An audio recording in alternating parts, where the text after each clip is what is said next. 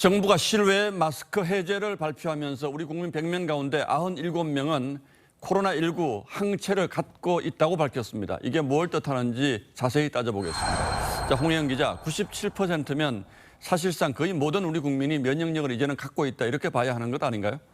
꼭 그런 건 아닙니다. 이 항체 양성률이라는 건 말 그대로 항체가 있나 없나 검사했을 때 잇따로 나온 비율인 거지 이 코로나19 감염에서 완전히 자유롭다는 뜻은 아닙니다. 항체가 얼마나 많은지 또 그중에 코로나 바이러스의 방어력이 강한 항체는 얼마나 되는지는 알 수 없습니다. 우리가 흔히 집단 면역 합니다만 그렇다면 집단 면역이 생겼다 이렇게 볼 수도 없는 겁니까? 충분한 집단 면역이 형성됐다고 보기는 어렵습니다.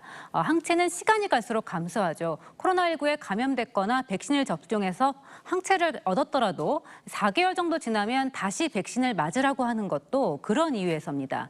또 변이가 나올 때마다 이 항체의 방어력은 떨어집니다. 그래도 정부가 이런 발표를 했을 때는 뭔가 의미가 있다고 판단했기 때문 아닐까요? 정부가 이렇게 대대적으로 조사한 건 처음입니다.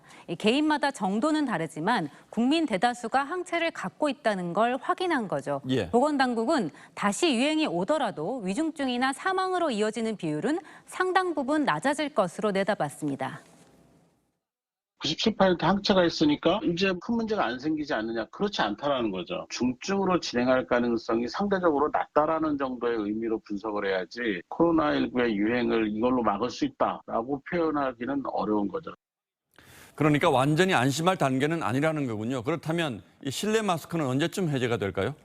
독감 같은 다른 호흡기 질환이 늘어나는 상황은 벗어나야 할 것으로 보입니다. 이 겨울은 지나야 한다는 얘기입니다. 예. 정부는 여론조사 결과도 주목했는데요. 이 규제와 상관없이 실내에선 마스크를 계속 쓰겠다는 응답이 75%로 나왔습니다.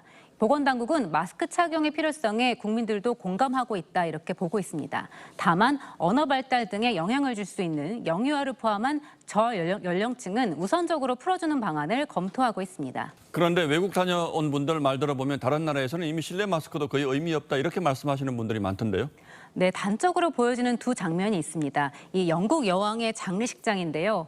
왕실과 각국 정상들이 참석을 했는데 모두 노마스크였죠. 예. 또 유엔총회도 마찬가지였습니다. 실내에선 반드시 마스크를 쓰라는 유엔의 지침에도 이 마스크를 쓴 정상과 참석자는 찾아보기가 힘들었습니다. 이 정부도 마스크 규제를 완화하는 이런 다른 나라 추세를 참고하고 있다고 설명했습니다. 예, 코로나의 긴 터널을 이제는 어느 정도 벗어나는 것 같은 기분이 들긴 하는데 그래도 조심은 해야겠군요. 예, 홍영 기자 설명 잘 들었습니다.